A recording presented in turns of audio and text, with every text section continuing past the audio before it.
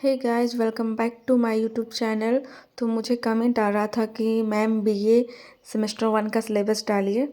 तो मेरे चैनल पर अपलोडेड नहीं था तो मैं वीडियो लेकर आ गई हूँ। तो जो लोग बीए के स्टूडेंट हैं उन लोगों के लिए बहुत हेल्पफुल होने वाला है ये वीडियो। तो वीडियो को शुरू करने से पहले मैं बताना चाहूँगी, अगर आप मेरे चैनल पर नए हैं तो चैनल को सब्सक्राइब जरूर कर लीजिए, क्योंकि आपके लिए बहुत हेल्पफुल होने वाला है मेरा चैनल। आप जिस टॉपिक पे वीडियो मांगिएगा उस टॉपिक पे आपको वीडियो मिलेगा। बिल्कुल सिलेबस के हिसाब से मैं चलती हूँ। जैसे सेमेस्टर 1 का आप स्टूडेंट हैं, आपको सारा क्लियर टॉपिक चाहिए बिल्कुल अपने आसान शब्दों में, ताकि आप एग्ज़ाम में एकदम याद करना ना पड़े आपको, बिल्कुल आपका दिमाग में समझा हुआ सब कुछ रहे और बिल्कुल अपने भाषा में आप लिख सके। तो इसलिए आप मेरे चैनल को सब्सक्राइब जरूर कीजिए, और किस टॉपिक पे आपको वीडियो चाहिए वो भी आप कमेंट सेक्शन में ज़रूर बताइए। तो मैं बिल्कुल लाइन बाय लाइन सारा कुछ बताते जाऊँगी। तो चलिए ज़्यादा बकबक नहीं करते हुए वीडियो को शुरू करते हैं।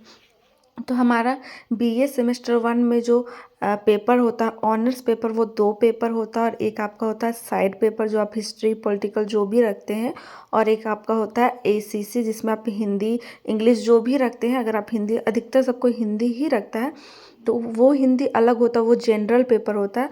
और ये हिंदी जो आपका ऑनर्स है वो 2 पेपर होगा।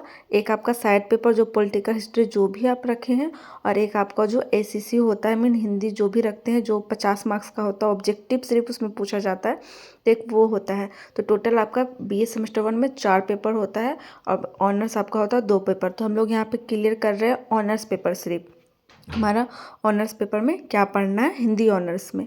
तो ये है पहला सेमेस्टर का पहला पेपर। अभी हम लोग देखेंगे, उसके बाद फिर दूसरा पेपर देखेंगे उसमें क्या पढ़ना है।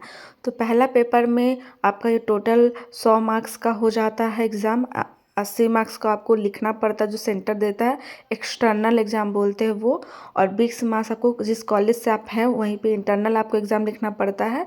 मतलब फाइनल एग्ज़ाम से पहले आपको कॉलेज में एग्ज़ाम लिखना पड़ता है, वहाँ से आपको 20 मार्क्स कॉलेज से मिलता है, और 80 आपको जहाँ आपको सेंटर देता है और जब फाइनल एग्ज़ाम लिखते हैं वहाँ से मिलता है। तो ऐसे कुल मिलाकर आपको 100 नंबर का एग्ज़ाम होता है, ठीक है।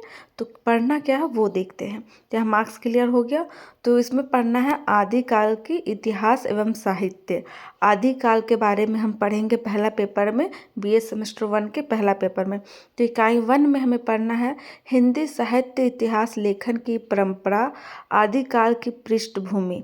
मतलब कि शुरू में इकाई 1 में हमें क्या पढ़ना है, हिंदी साहित्य इतिहास की लेखन की परंपरा। हिंदी साहित्य के जो इतिहास है, उसका जो लिखने का परंपरा था वो कैसा था, क्या था, मतलब कि हिंदी का साहित्य इतिहास, मतलब हिंदी का इतिहास के बारे में हम लोगों को पढ़ना है। हिंदी कैसे इतना दूर तक आया, उसमें कौन सी कविता कहानी कब लिखा गया, कौन कौन से युग आए, कौन से लेखक कितना योगदान दिया, क्या दिया, जो भी उसका इतिहास है। जैसे हम लोग इतिहास सब्जेक्ट पढ़ते हैं ना, तो इतिहास में क्या पढ़ते हैं, पहले गुजरा हुआ कैसे क्या हुआ, कौन सा नेता क्रांति क्या युद्ध लड़ा गया, ये वो है फल्ला ढकाना जो भी पढ़ते हैं।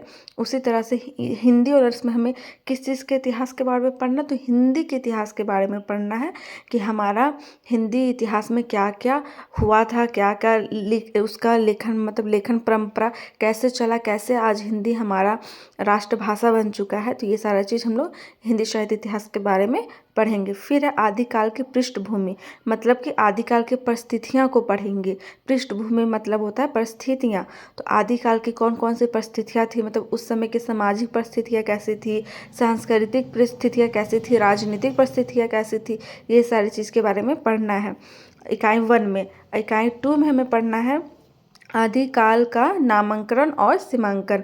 आदिकाल का नामांकन कैसे पड़ा, मतलब इस युग का आदिकाल ही नाम क्यों पड़ा, कौन लेखक आदिकाल नाम रखे, कौन कौन से लेखक क्या क्या नाम रखना चाहते थे।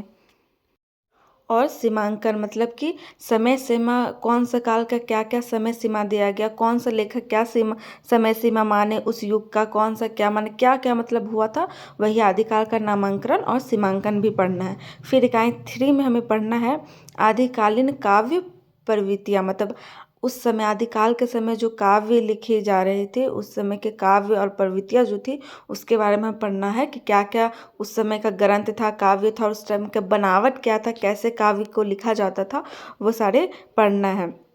फिर है हमें पुस्तक दिया है यहाँ पे हिंदी साहित्य का इतिहास डॉक्टर नियुंद, मतलब ये पुस्तक अगर आप लीजिएगा तो आपको सारा कुछ इसमें मिल जाएगा, वो बताया गया है। फिर हमें इकाई 4 में पढ़ना है आदिकालीन काव्य, विद्यापति और पदावली। मतलब आदिकालीन काव्य को हमें इसमें पढ़ना है। आदिकाल के समय जो काव्य लिखा गया था उसमें पढ़ना है विद्यापति और पदावली, मतलब कहानी भी पढ़ना और कविता भी पढ़ना।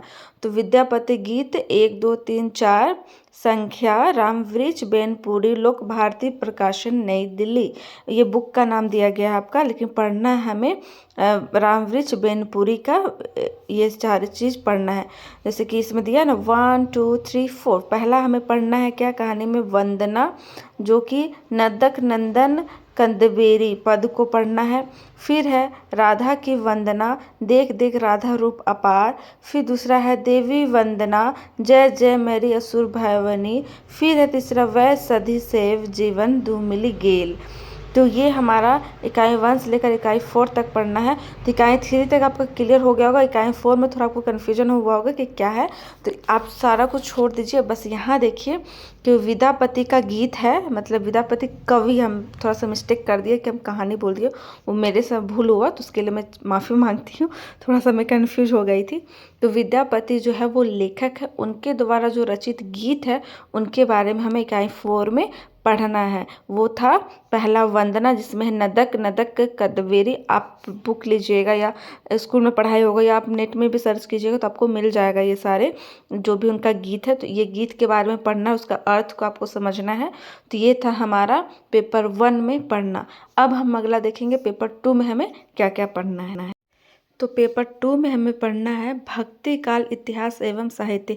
ये भी सेम प्रोसेस है, इसका भी आपका 100 मार्क्स का मिलता है। 80 मार्क्स आपका एक्सटर्नल एग्जाम से, 20 मार्क्स आपका इंटरनल एग्जाम से, जो कि कॉलेज से ही मिलता है। और बस सेम चीज़ है, बस इसमें आपका टॉपिक अलग आ जाता है। तो पहले हमें पढ़ना था आदिकाल के बारे में, अब दूसरा हमें पढ़ना है भक्ति काल के इतिहास और उसके साहित्यिक के बारे में। तो इकाई 1 में हमें पढ़ना है भक्ति काल, प्रेरक परिस्थितियाँ, भक्ति आंदोलन। मतलब भक्ति काल के समय की जो परिस्थितियाँ थी उसके बारे में पढ़ना है। और भक्ति आंदोलन मतलब भक्ति को लेकर जो आंदोलन छेड़ते थे, एक दूसरे के साथ लोग भिड़ते थे भक्ति को आगे बढ़ाने के लिए, वो सारे जितने भी आंदोलन हुए थे वो सारी चीज़ के हमें बारे में पढ़ना है। मैं बिल्कुल यहाँ सब पे शॉर्ट पे बता रही हूँ ताकि आपको सिलेबस बस समझ में आए, क्योंकि इसका डीपली जाएंगे तो बहुत बड़ा वो मैं सेपरेट वीडियो बनाऊँगी अगर आप लोग कमेंट कीजिएगा तो पहले हमें वही पढ़ना है भक्ति काल की परिस्थितियाँ के बारे में और उसकी क्या क्या आंदोलन हुई थी वो पढ़ना है। फिर इकाई 2 में हमें पढ़ना है काव्य प्रवृत्तियाँ, ज्ञानाश्री एवं प्रेमाश्री। मतलब काव्य के बारे में पढ़ना है, जिसमें जो आपका काव्य आता है ज्ञानाश्री एवं प्रेमाश्री, ये दोनों काव्य को हमें पढ़ना है। फिर इकाई 3 में हमें पढ़ना है फिर से काव्य प्रवृत्तियाँ पढ़ना है, जो कि राम और कृष्ण भक्ति काव्य धाराएँ हैं। राम और कृष्ण भक्ति की जो काव्य धाराएँ हैं उसके बारे में हमें पढ़ना है। फिर इकाई 4 में पढ़ना है भक्तिकालीन काव्य साहित्य धारा। मतलब भक्तिकालीन जो काव्य है उसके बारे में पढ़ना है, उसके साहित्य धारा, कबीर एवं रहीम के दोहे, ओरिएंट ब्लैकमन, ये बुक का नाम दिया गया है। तो कबीर एवं रहीम के दोहे को हमें पढ़ना है इकाई 4 में। और इधर आप जो इतना भी देख रहे हैं ये बुक बताया गया है। अगर आपको बुक लेना है तो ये सारे आप जाके दुकान में बोलिएगा कि हिंदी साहित्य का इतिहास जो कि डॉक्टर नंगेंद्र द्वारा लिखा गया है, या मयूर पेपर बैग्स, तो वो मिल जाएगा आपको। और वो बुक में आपको ये सारा कुछ मिल जाएगा। तो आपको पुस्तक भी यहाँ बताया गया है। तो आपका इकाई 1 से लेकर 4 तक भक्ति काल के बारे में पढ़ना है। तो आई होप ये वीडियो आप लोगों को बहुत अच्छा समझ में आया होगा और बहुत हेल्पफुल रहा होगा। अगर रहा तो कमेंट करना बिल्कुल भी नहीं भूलिए, क्योंकि मैं एक एक कमेंट देखती हूँ और मुझे बहुत पसंद है कि मुझे कोई कमेंट करे अच्छा, तो उससे मोटिवेशन मिलता है और वीडियो बनाने का मन करता है। और नेक्स्ट किस टॉपिक पर आपको वीडियो चाहिए वो भी बताइए। अगर हमसे कुछ भूल भी हो रहा होगा, मिस्टेक, तो वो भी बताइए ताकि मैं सुधार कर सकूं, क्योंकि मैं आप लोग मुझसे सीखिएगा, मैं आप लोगों से सीख जाऊंगी। तो ऐसा बस चलते रहेगा हमारा रिश्ता। और चैनल को सब्सक्राइब करना बिल्कुल भी ना भूलिए और चैनल को शेयर कीजिए। बहुत सारा मुझे सपोर्ट कीजिए ताकि मैं जल्द से जल्द ग्रो कर सकूं। बहुत दिनों से मेहनत कर रही हूँ और भगवान की दया से इतना दूर तक पहुँची, पर और भी दूर जाना है। अभी मैं बहुत पीछे हूँ। तो चलिए फिर मिलते हैं तो नेक्स्ट वीडियो के साथ। तब तक के लिए सभी को bye bye and take care.